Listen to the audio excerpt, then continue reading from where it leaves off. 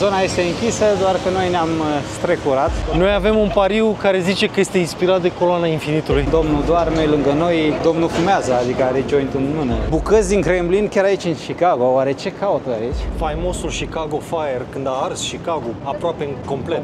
A început să ne înjure că suntem imigranți și că am venit să le luăm joburile. Până în 2010 salariul meu fusese tăiat, fusese dat mai jos în funcție. Priviți ce fel arată, e ce trebuie. O, da. Dar noi vrem să fim români, noi vrem să ne păstrăm identitatea. Vreau să le arăt la americani ce înseamnă să mănânci un mic bun. Trebuie să-ți permiți și barca, și mașina, și apartamentul. Exact. Unele sunt iahturi. Salutare, prieteni, și bine v-am regăsit. Bine ați revenit în America. Aventura din Canada sau aventura canadiană a luat sfârșit. Suntem în Chicago, lângă noi, alături de noi îl avem pe Laurențiu, gazda noastră de aici, din Chicago. Ce facem? Am luat-o la pas. Am luat-o la prin pas. cartier. Prin cartier, mergem la autobuz, luăm metrou, mergem în downtown Și explorăm orașul. și explorăm orașul la picior, nu? O să fie foarte interesant, așa că rămâneți până la final și, cum vă spun de fiecare dată, nu uitați să apăsați butonul subscribe dacă nu ați făcut-o până acum, pentru că este gratis și mă ajută. Părerile în comentarii și butonul like. Acum haideți să vedem cum arată orașul. La prima vedere pot spun că îmi place foarte mult. Verdeața de vară e greu de egalat. Întrerup câteva secunde vlogul pentru că vreau să vă arăt ceva super interesant și da, este sponsorul vlogului de astăzi, Match Masters. Este jocul pe care îl jucăm în momente ca acesta, când ne deplasăm dintr-un loc în altul, în tren, în aeroport, în taxi, oriunde prindem câteva minute libere. Să știți că Match Masters nu este un joc obișnuit, e primul joc Match 3 în care joci în timp real împotriva altor prieteni sau jucători din întreaga lume. Ce mi se pare interesant este faptul că poți juca cu oricine. Spre exemplu, eu acum joc contra Andrei și să vedem care câștigă runda aceasta. Jocul are o grămadă de moduri diferite, turnee, evenimente și boostere care fac fiecare meci complet diferit. Și da, e gratuit, se instalează rapid, dar partea cu adevărat interesantă abia acum urmează. Match Masters desfășoară o competiție specială pentru voi, se numește Star Race, iar premiul cel mare este un iPhone 16 Pro Max nou-nouț. Tot ce trebuie să faceți este să intrați pe linkul din descriere sau să scanați codul QR de pe ecran, să descărcați jocul gratuit și să intrați în competiție. Mare atenție, chiar dacă ai jocul instalat, este important să intri pe linkul meu ca să fii înscris automat în această cursă. Așa că joacă zilnic, adună cât mai multe steluțe și ai șansa reală să fii chiar tu câștigătorul. Competiția durează doar 10 zile, primele 7 sunt calificările, iar în ultimele 3 se joacă finala. Eu o să fiu acolo, așa că ne vedem în joc. Succes în marea finală, fie să câștige cel mai bun, iar noi ne întoarcem la ale noastre. De cât timp ești aici? Sau 15 ani. De 15 Eu sunt de ani. 15 ani, soția este de 13. Deja destul de mult timp cât să ne acomodăm și să înțelegem mai bine locul în care suntem. Ați venit direct în Chicago sau ați fost? Amândoi am venit direct în Chicago. Chiar mulți prieteni sau multe cunoștințe m-au întrebat că cum ai ales Chicago? Păi da, asta era întrebarea. De ce Chicago? De ce Chicago? Foarte simplu, acolo am cunoscut pe cineva.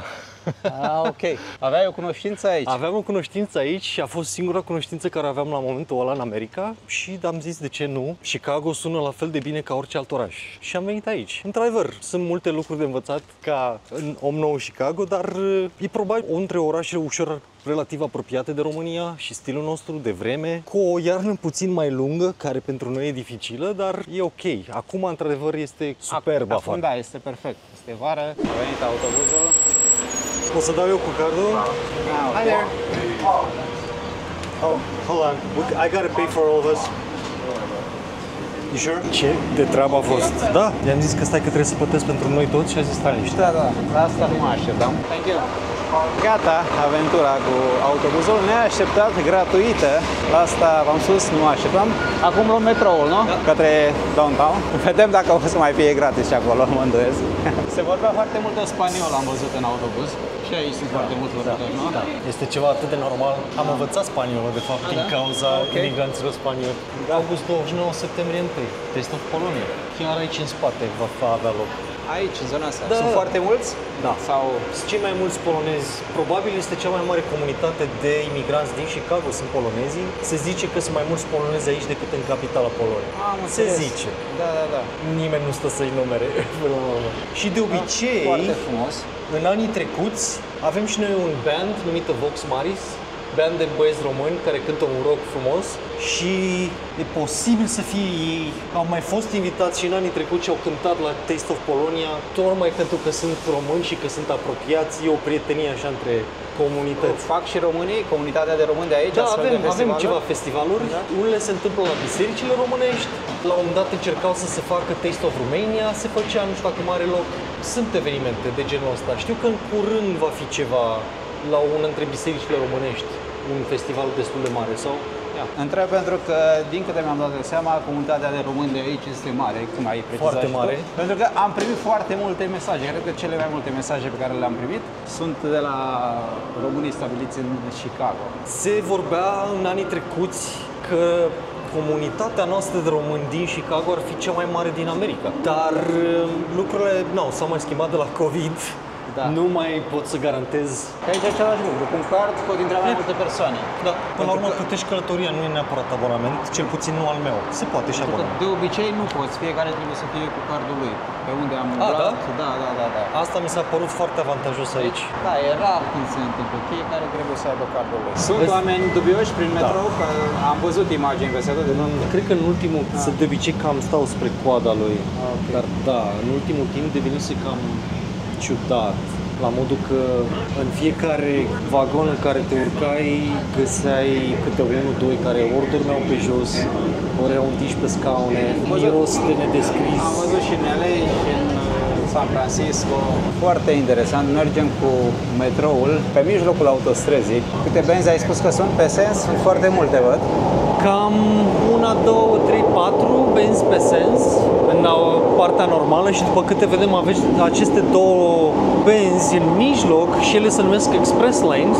De obicei dimineața când este trafic la intrare în oraș se deschid pe direcția de intrare în oraș și undeva pe jurul prânzului stau închise vreo jumătate de oră, sunt verificate de cei care au grijă de ele și se deschid către ieșirea din oraș. Ca să suplimenteze cu două benzi sensul cel mai ocupat, traficat, în funcție de ora zilei. Pentru că și aici traficul e o problemă reală. Este o problemă foarte reală. Îl supraviețuim în fiecare zi, dar asta nu înseamnă că ne place. Da. Cât costă călătorie? Uite. Cred că este $2.50 sau $2.25. Dar partea frumoasă este că dacă ai card și să zicem că ai început călătoria cu un autobuz și trebuie să schimbi la tren, se ia aceeași călătorie. Da, nu trebuie să plătești separat. După câte vezi aici este super vechi acest linie de tren. Nici nu mi-am dat seama că pe deasupra trece trenul. Da, cel cu care am venit nu era pe underneath, acesta nu e. Parcă este o altă America, complet diferit față de cum ne-a obișnuit această țară până acum. Și aici avem un râu, Chicago River. Era acolo în față, acea clădire? Enciclopedia Britannica inițial, încă mai are scris sus pe ea. Cele care seamănă cu un porumb, chiar așa sunt poreclite și în engleză. Sunt două clădiri foarte vechi de locuințe, de apartamente, care au devenit foarte, foarte vestite în multe filme. Chiar există o scenă în care sare mașina din clădire în râu. Putem face și plimbări. Și aici este promenada pe lângă râu. Partea interesantă că toate podurile astea se vor ridica așa. Când trebuie să treacă bărcile mari sau bărci cu catarg, toate se ridică. Inclusiv ăsta care are tren deasupra. Și e o construcție destul de solidă. Da. Dacă vrei un cuvânt despre clădirea asta, este destul de vestită. Aici am lucrat eu. Clădirea asta este atât de mare că în momentul în care au construit-o, i-au dat zip codul ei personal. Un zip cod care e pentru un cartier. Codul poștal, nu? Codul poștal i-au dat doar la această clădire. Se numește de Merchandise Mart și este una dintre cele mai vestite clădiri din Chicago, pentru că întotdeauna a fost merchandise, despre merchandise, cum îi spune și numele.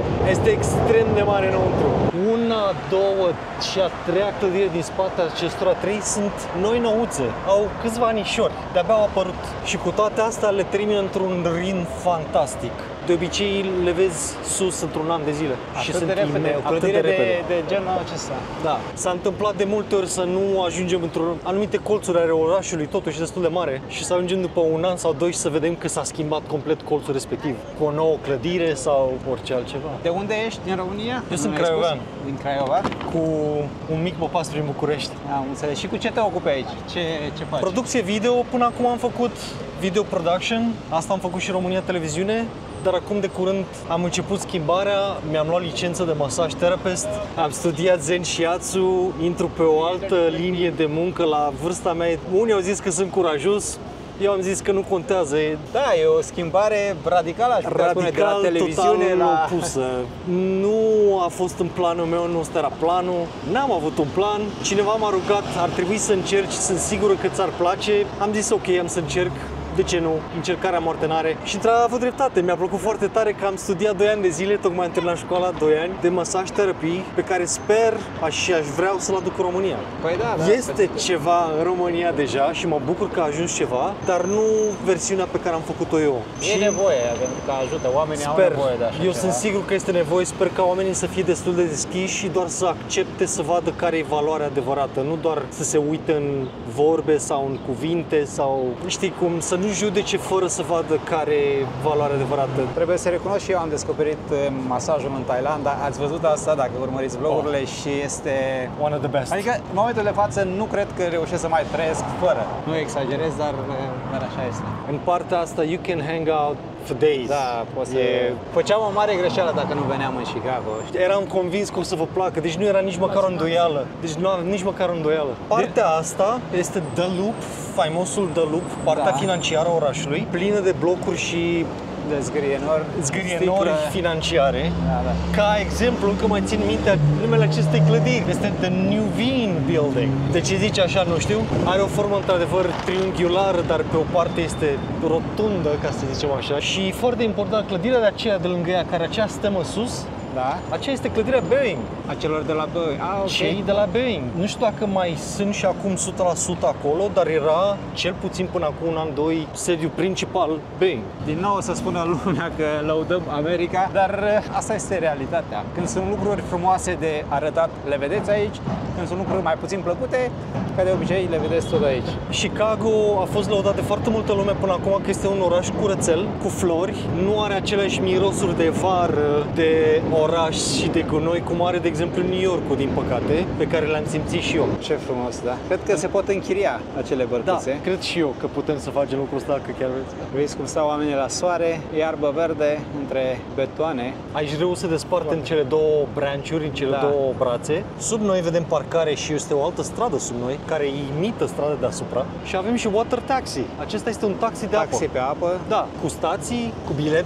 Iar acela este un tur pe o barcă care a fost a pompierilor.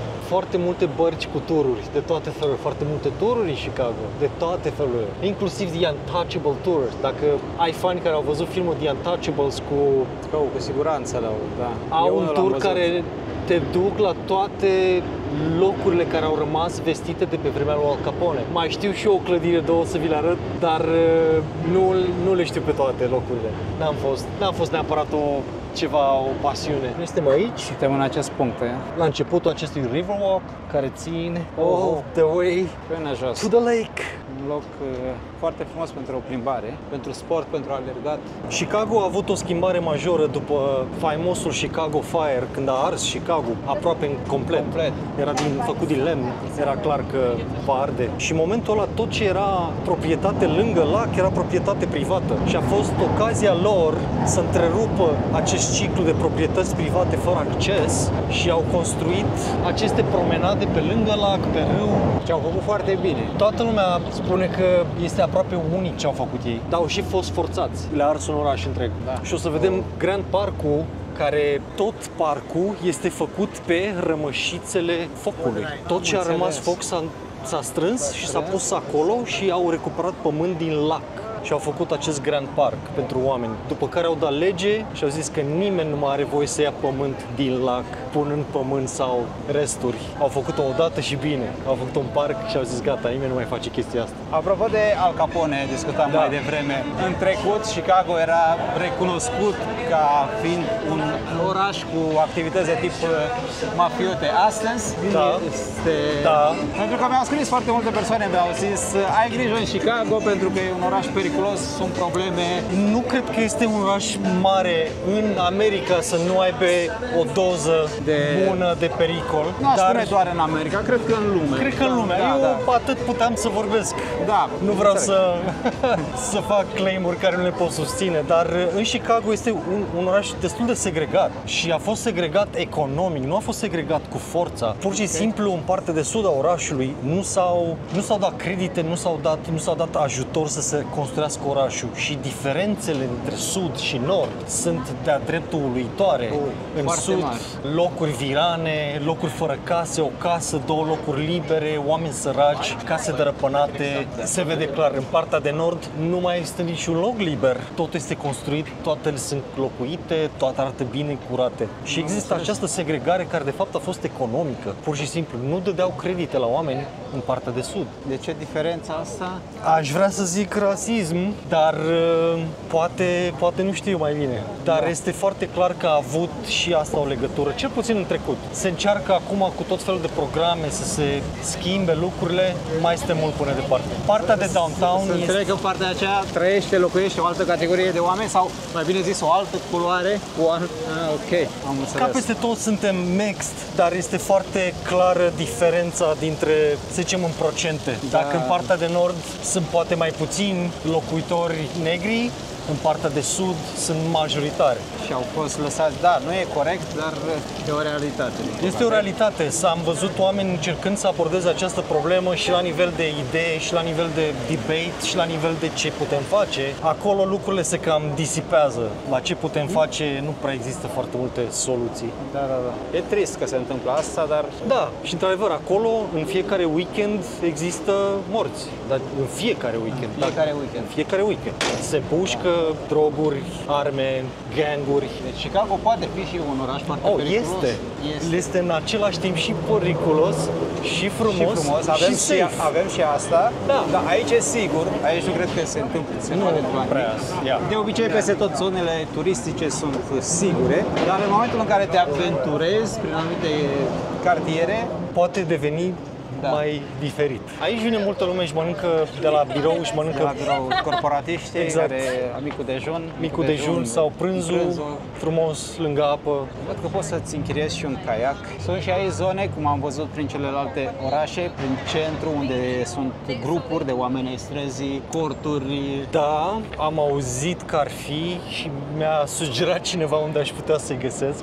Mai nou, că nu știam că sunt acolo. Am văzut prin downtown, într-adevăr, mai sunt, dar cred că se intră în subterane, că există foarte multe locuri subterane aici, care nu sunt la vedere. O să-i găsim, dacă sunt, îi găsim. Oricum, problema a devenit foarte serioasă până și pentru Chicago. Chicago nu avea problema asta foarte mult timp din cauza iernilor. Iarna fiind atât de grea, nu rezista nimeni în cort. Pe timpul la minus 20 de grade nu prea vine Celsius, nu prea vine de poate. Asta mă gândesc. Înțeleg partea din California, unde e cald și cu toate astea, în ultimul timp, au explodat corturile în toate orașele. Este extraordinar. La noi, în parc, în spatele casei, până acum 2 ani nu era nimeni. Acum câteva luni au dat afară undeva la 10-15 corturi. Bineînțeles, nu am fost de acord cu ce au făcut. Au luat pisica moartă de la noi și au aruncat-o la vecini. Efectiv, aceleași corturi le găsim la 200 de metri. Dar nu e pe proprietatea lor sau... N-au rezolvat problema, au aruncat-o la altul. Da, au dat-o afară din curte.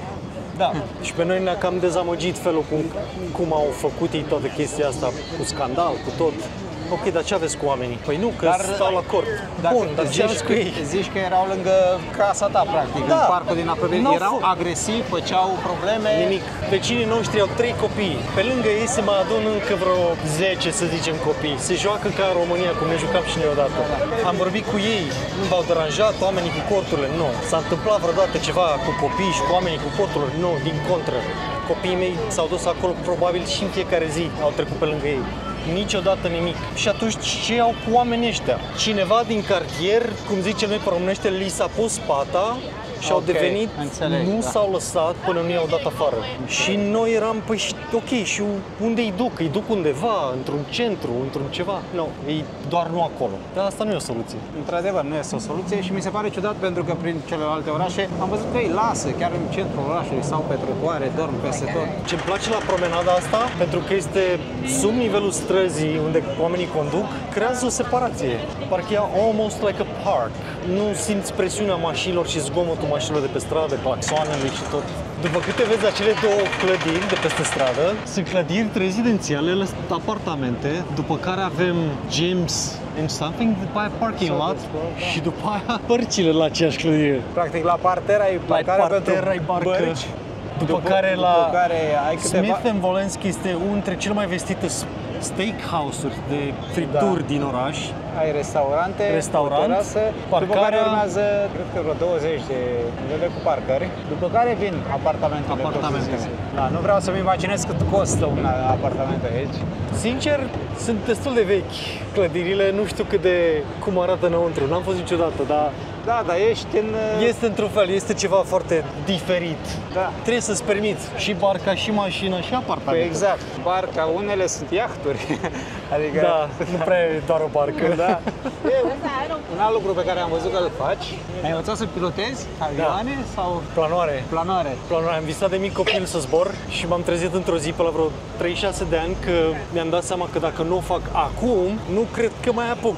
Am reușit să găsesc un club foarte ok, băieți foarte ok, care m-au luat sub protecția lor, m-au învățat și mi-am luat licența acum 2 ani de planorist în America. Am, cred că undeva la 144 de zboruri la activ. Se poate mult mai bine, încă sunt începător. Da, este o pasiune, mi-aș dori la un moment dat. Și ai avut curaj, bine, pasiunea te-a împins. Pasiunea m-a împins, recunosc, vârsta a avut de-a face puțin cu frica și cu obișnuința. Da, mi se pare genial să reușești să faci chestia asta. Sper să continui. Curajul, știi? A fost greu? Greu nu pot să spun că e greu, trebuie doar puțină... Ca să pot să putem zbura cu planoarele, trebuie să fim în afara spațiului aerian al O'Hare-ului, care este un aeroport internațional. Acel spațiu aerian e de vreo 30 de mile roată. Ok, și aveai foarte mult de mers ca să... Exact. Am undeva între 45 de minute și o oră de mers cu mașina pe autostradă ca să trec și suntem exact pe buza spațiului aerian de la O'Hare, dar greu nu cred că. Cred că e cea mai grea parte. Avem aici o clădire impunătoare. Cu un titlu impunător. Da. Clădirea de acolo este clădirea Wrigley. Cuma Wrigley, toți o știm. Exact. Wrigley Spearmint. Yes. Cea cu ceasul deasupra, Cea cu ceasul deasupra, exact. Cum a fost să lucrezi în televiziune în America? În America n-am lucrat televiziune, per se, în America am lucrat producție video. Ok. Cel mai greu lucru a fost limba și din perspectiva limbii de profesie. Pentru că americanii, ca în toate profesiile, au cuvinte specifice pe care trebuie să le înveți sau să te învețe cineva. Și ca să pot să intru și să mă descurc printre ei, a trebuit să învăț acest limbaj. Și, de exemplu, pot să-ți dau un exemplu foarte frumos care îmi place să-l dau de obicei pentru că n-are nicio legătură. Cioacele de haine, cum le aveam noi, cum se numesc? La voi cum le ziceau? Ăla de lemn? Cleme? Cleme. Acele cleme de lemn care le știm toți. Exact. Se folosesc foarte mult în producție video aici, numai că numele lor este C47, C47. N-am înțeles nici până ziua de astăzi de ce. Da, nu are nicio contează. Ei se referă, adu-mi un C47.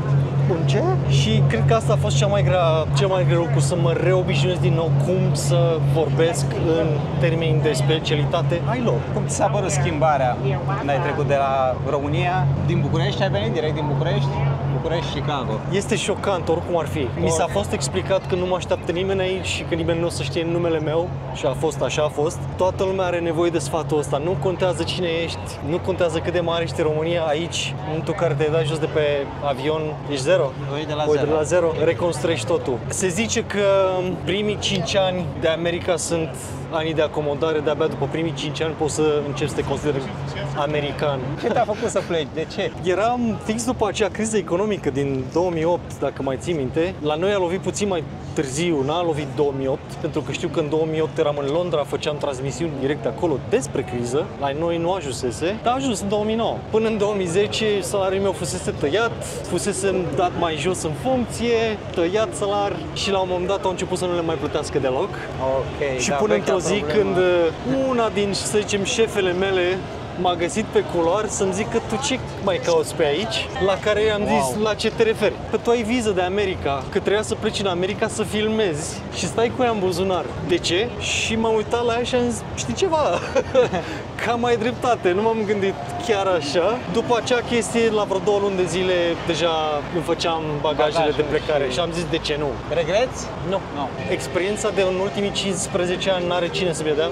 N-ai cum să o faci din povești. Poveștile sunt doar de să le aflăm, să auzim, să vedem prin ce au trecut alți oameni sau să învățăm de ce să ne ferim. Pe viitor ai de gând să te stabilești în America? Vrei să mai dai o șansă României? Vreau să mai dau o șansă României. Da? Da.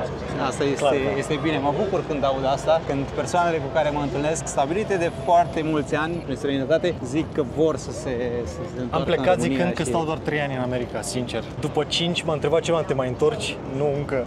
Da. Și au trecut 15. Și de acum, într-adevăr, ne gândim că poate ar fi bine să mai dăm o șansă României. Pentru că și România s-a schimbat mult și se pot face lucruri minunate. Și se poate schimba mult în bine. Foarte frumos, dar ne spune că e mai mult pentru turiști. Localnicii nu prea...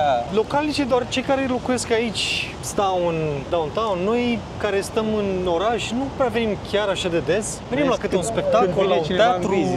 Când vine cineva în vizită și vrem să arătăm orașul, pentru că chiar avem ce arăta, e o plăcere să te E mai scump aici față de restul zonelor? Nu neapărat. Da, la restaurant normal o să găsești un preț relativ în plus, chiria e mult mai scumpă, dar nu poți să zici că sunt diferențe, aulă, nu te duci acolo că e prea scump. Nu. Parcarea, în schimb, este dureroasă în downtown, este undeva la $25 pe oră. Sau trebuie să ai grijă când vii cu mașina. Există variante super ieftine, dacă știi să le găsești, cu aplicații, dar așa dacă vrei doar să parchezi la prima parcare care o vezi, te va costa. Da, mai bine nu iei metrou, ajungi mai repede, eviți traficul. Clădirile de sus aici, sunt sigur că o să vrei să le filmezi pentru că noi avem un pariu care zice că este inspirat de Coloana Infinitului. Da, are sens. Seamănă. Zici că au luat o coloană Infinitului, au umflat-o de 10 ori și după aia au tăiat-o în 3 bucăți. Exact așa arată, o coloană Infinitului tăiată în 3 bucăți. Sincer, aș vrea să întreb, nu am avut curajul până acum să fac research-ul respectiv, să văd dacă într-adevăr este inspirată de Coloana Infinitului, dar mi-e greu să cred că nu a fost. De aici se pot închiria. $55 de persoană pentru aproximativ o oră. Twilight Paddle, asta înseamnă la apus. Și The Ultimate Fireworks Tour, tur în timpul fireworks-urilor care se întâmplă acolo cu caiacul, să le vezi de pe apă. Dacă nu e $35 pe oră de persoană, e ok. E ok. Pentru un loc turistic. Voiam să fac o comparație de prețuri cu Thailanda, dar n-are rost. Nu cred că ne putem compara cu prețurile în Thailanda. Merită mai mult în Thailanda pentru că ești în mijlocul naturii, printre stânci, e diferit. Ce vrei să spui? Vreau să spun de clădirea de vis-a-vis. Suntem acum în august, da? Da. În martie se construia la primele 5 etaje. Acum este sus și suntem doar în august. Poate nu pare un ritm fenomenal, sunt sigur că în China se construiește mult mai repede, dar totuși cred că este un ritm destul de serios. Da, mă gândesc că sunt foarte mulți bani în joc și trebuie să avansezi pentru că ești forțat și de împrejurim. Putem spune că avem noroc zilele astea cu vremea, este mult mai digerabilă și mai ok. Problema este că vine de la fumul din Canada care coboară pe aici și acoperă soarele. De asta este vremea așa de bună. Am înțeles. De fapt că sus este foarte mult fum.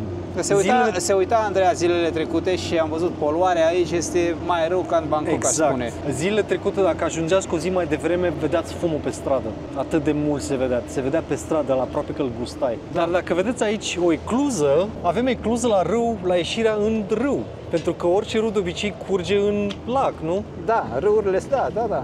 Râurile curg în lac. Așa curgea și acesta în mod normal până acum niște zeci de ani, când cei din Chicago s-au gândit, domne, râul este mult prea murdar și se scurge în lac. Noi din lac ne luăm apa de băut. Păi cum să împăcăm și capra și varza? Și ce au zis? Hai să inversăm râul, să curgă invers, ca să nu mai murdărească lacul. Și au făcut un sistem de ecluze și de canale extraordinar de complex și se pregăteau să facă combinația și au fost dat în judecată de către orașul din St. Louis. De unde vine râul, da. Râul venea de acolo și venea să vărsa aici. Izvora de acolo sau trecea prin? Nu, trecea prin. Trecea prin. Okay. Dar i-au dat în judecată, orașul din St. Louis a dat orașul Chicago în judecată că de ce să inversați voi râul, să ne trimiteți nouă rahatul vostru. Da. Cu o seară înainte de proces, când trebuia să fie procesul a doua zi, misterios, brusc, cineva a dinamitat porțile și a inversat rău. Drept urmare, a doua zi la proces, nu mai avea pentru ce să fie procesul, pentru că se întâmplase deja. Faptul era consumat. Faptul era consumat. Toată lumea știe ce s-a întâmplat. A fost orașul, a zis, nu stăm după procese, noi trebuie să facem lucrul ăsta. Istoria orașului este că a fost înființat pentru că vreau să găsească o legătură între marile lacuri și Golful Mexic. Și au reușit să o găsească aici, la Chicago, prin acest râu, care se continuă în jos, ajunge în Mississippi și din Mississippi se ajunge în Golful Mexic. Și de asta a fost înființat acel oraș. Unul dintre aceste poduri este numit după primul locuitor oficial al orașului, DuSable, nume francez, de altfel. A fost primul locuitor oficial al acestui oraș, în momentul în care a luat înființare. Aici erau foarte mulți Native Americans pe vremea aia, de unde și avem nume, de exemplu, în Wisconsin avem orașul Milwaukee. Au mai rămas și încă multe denumiri native. Foarte multe gâște. Da, în toate parcurile o să le găsești. Când vine toamna, încep să facă practice de zbor în formație. Da? Exersează? Da. Un alt lucru care îmi place, până acum nu am văzut oameni ai străzi prin această zonă, ceea ce e puțin ciudat pentru mine, dat fiind că aflu în America și peste tot prin astfel de locuri am văzut. Sunt undeva mai sus, am înțeles.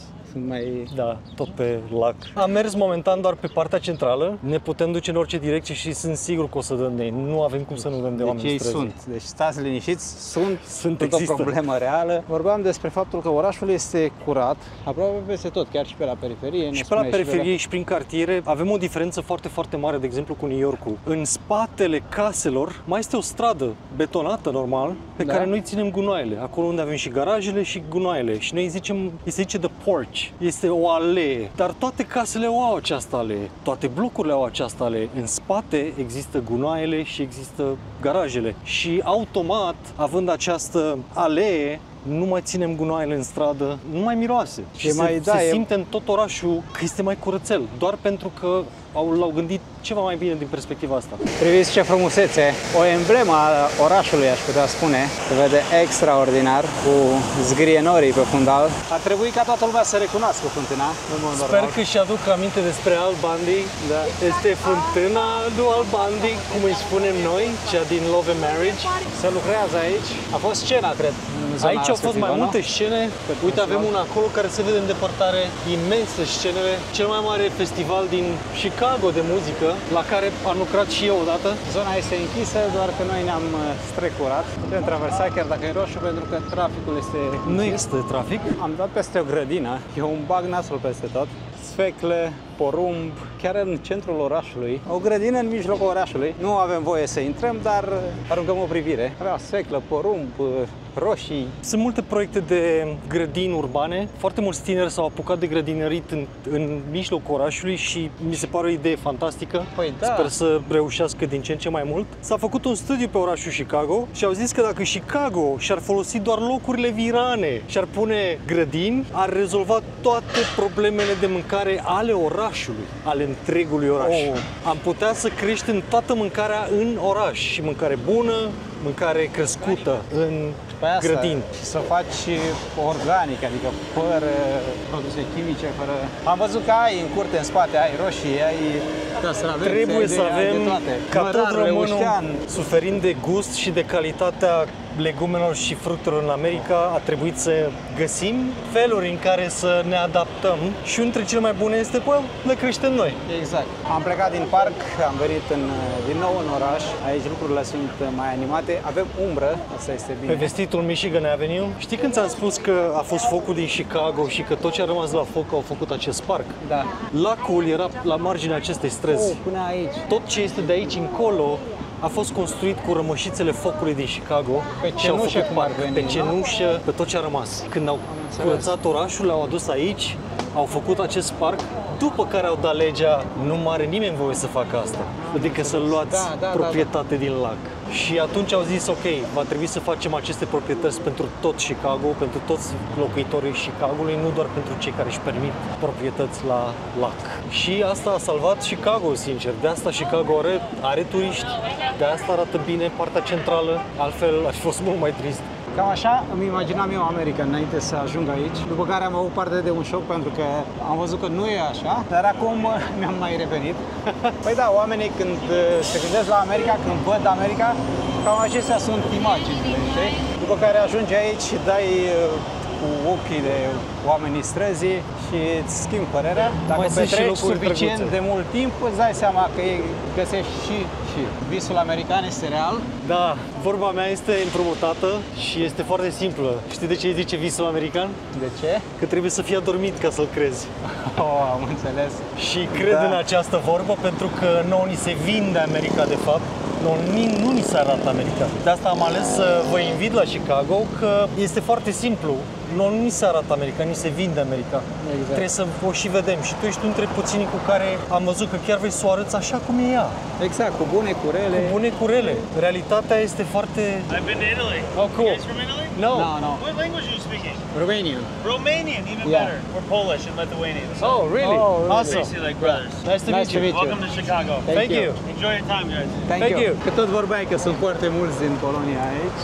Da. Suntem prieteni toți aici, este europenii, ne înțelegem unii cu alții, bucătăriile sunt destul de asemănătoare și ne salvăm unii pe alții. Sunt restaurante românești, magazine, adică mă gândesc că Avem- 15 ani dorul de a mânca tradițional. Avem noroc în Chicago, avem câteva locații care ne aduc niște eugenii, ne aduc mici, ne aduc pufarine, ne aduc de acasă, de care ne e dor. Da, lucruri care lipsesc. Avem un loc numit Saravale care ne face mici. Ați gustat aseară, cred că sunt ok. Au fost extraordinar. Deci mici, fix ca în România. Am mai mâncat prin țările prin care am fost mici, dar gustul nu se apropie. Aici este 100%. Am mâncat aseară de trifecta, cum îi spunem noi, cu carne de porc, miel Vită și și vită. De asta sunt cei mai buni, părerea mea, din Chicago. Au fost. Avem și Transylvanian Kitchen, avem și Transylvanian Meat Company. Există o companie, Transylvanian Meat Company, care ne face cârnați mici și mai multe lucruri de genul ăsta. Suntem mai fericiți, suntem mai norocoși aici în Chicago, pentru că chiar mai avem lucruri românești, chiar mai avem lucruri de acasă. Avem vin românesc aici, chiar bere românească, am găsit Timișoreana, nu tot timpul. Am înțeles. Din când în când cineva mai aduce niște bere românească, doar de dor. Din nou se confirmă ceea ce am mai spus și în vlogurile trecute. Românii devin mai români în momentul în care stau o perioadă lungă de timp departe de casă. De ce se întâmplă asta? De ce? Sincer, pentru că sincer spun că eu cel puțin am realizat că nu vreau să renunț la a fi român. Vreau să renunț la lucrurile rele din România. Este Corect. vorba de societate care avea probleme. Dar noi vrem să fim români. Noi vrem să ne păstrăm identitatea. Vreau să-mi păstrez obiceiuri. Vreau să le arăt la americani ce înseamnă să mănânci un mic bun. Am șocat mulți americani în America cu micii noștri românești. Le-au plăcut, Oh, la punctul la care dă-mi adresa, te rog, că trebuie să mă duc să iau și eu. Da, de unde ai luat carnea? De unde ai luat carnea? Cum de nu se fărâmă carnea? Și stai liniștit, e făcută în așa fel să nu se fărâme. Deci esența noastră de români noi o iubim. Ce nu iubim noi este corupția, este delăsarea, este ura pe care o dezvoltăm pentru noi înșine. Da, Și am început să ne urâm între noi fără motiv, adică lucruri absurde, banale. de acord, pentru că o văd și aici în fiecare zi, toți pe toată planeta avem aceleași probleme. Atâta timp Exact. cât aici este haos în interiorul meu, cum să mă aștept să fie pace în exteriorul meu? N-are nicio legătură. Atunci când noi ne rezolvăm problemele noastre interioare, o să vedem că lumea se schimbă în jurul nostru și înțelegem de ce. Pentru că interiorul condiționează exteriorul. Exact, problemele sunt în interiorul nostru. Întotdeauna. Aici avem un loc preferat de copii. Sincer să fiu, aș intra și eu acolo acum. Și în același timp sunt proiectate imagini cu fețe de oameni din Chicago. Acum văd, da. Și ce prin, frumos. cum ar veni, ei scot apa și ajută copiii să răcorească.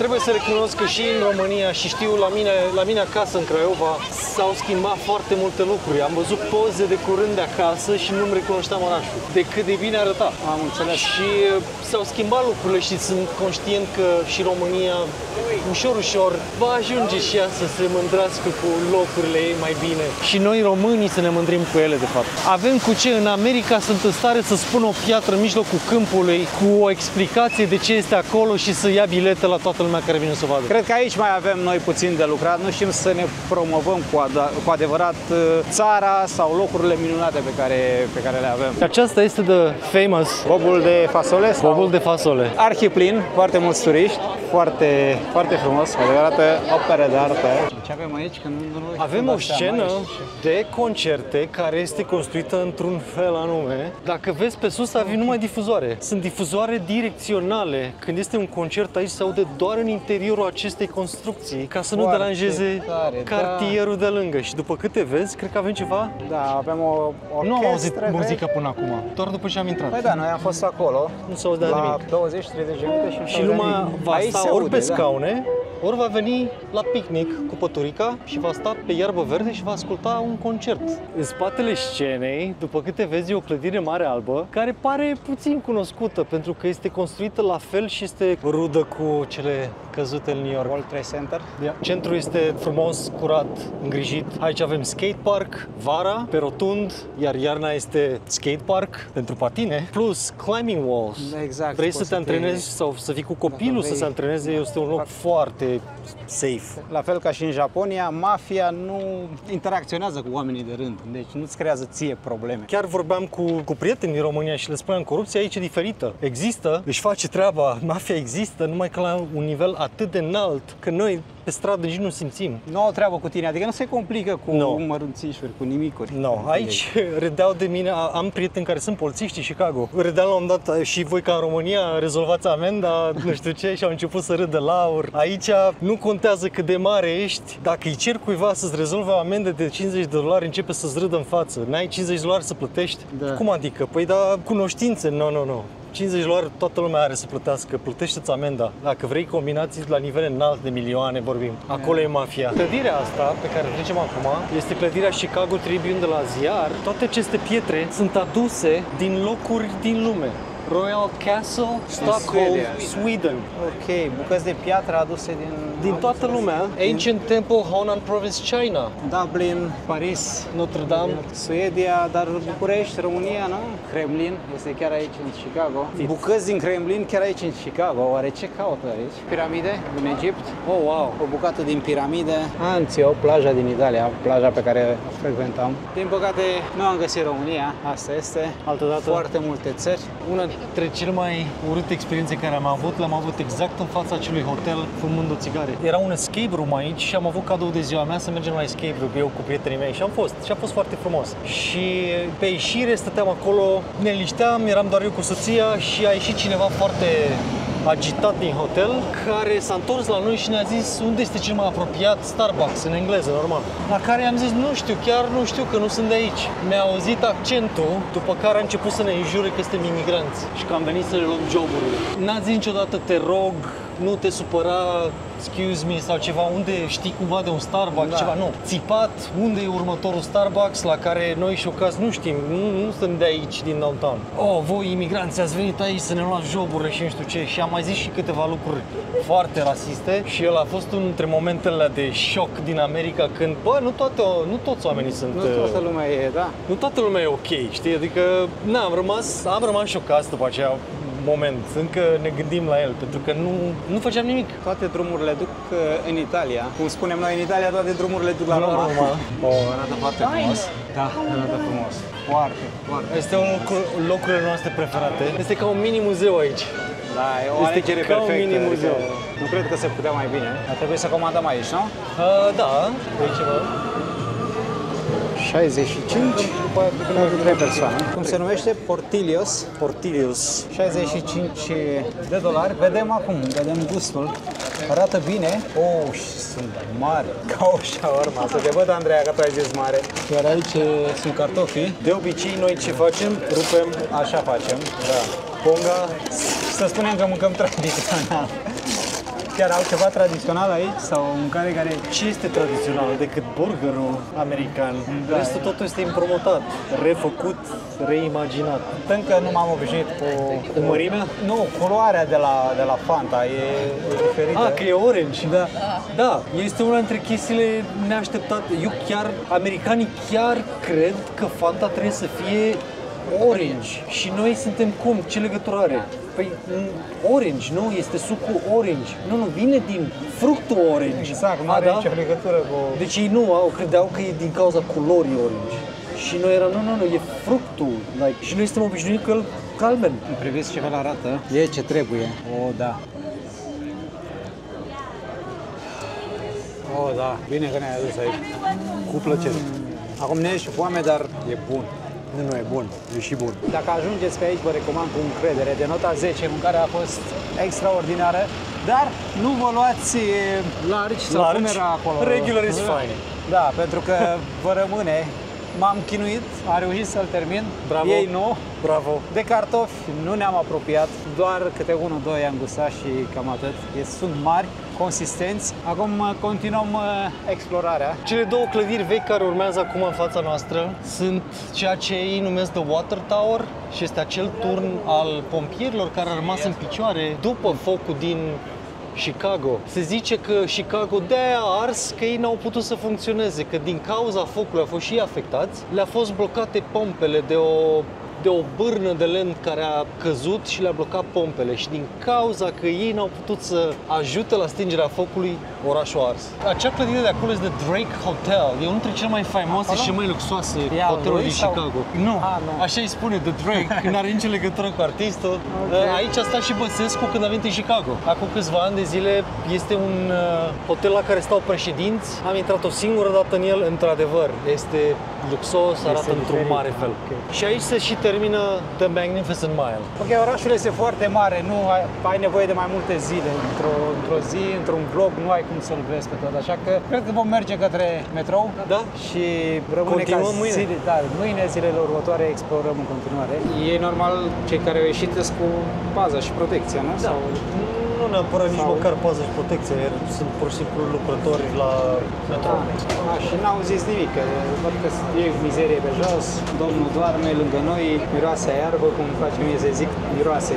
Domnul fumează, adică are joint în mână sau țigara. Din păcate nu suntem cei mai cuminți, și la noi e o grămadă de... Adică n-am nimic împotrivă cu fumatul, dar nu le fumezi în spații închise. Da, de acord cu tine. Dar cine are curajul să le zică ceva? Gata aventura cu metroul. Dacă la început, chiar când am început vlogul, te întrebam dacă sunt oameni dubioși în metrou. La întoarcere i-am văzut. I-am și găsit. Dar oamenii liniștiți, zâmbăreți, unul nu deranjează. Da, e ok. Cred că o să încheiem vlogul aici pentru că ne-am lungit mult, simt asta. Vă mulțumesc foarte mult pentru că ați rămas până la final. Mulțumim pentru că ai fost alături de noi. Sper să ne mai vedem și în alt vlog. Vedem, rămâne de văzut. Nu uitați de like, de comentarii și să apăsați butonul subscribe, iar noi ne vedem data viitoare într-o nouă aventură. Până atunci vă spun numai bine!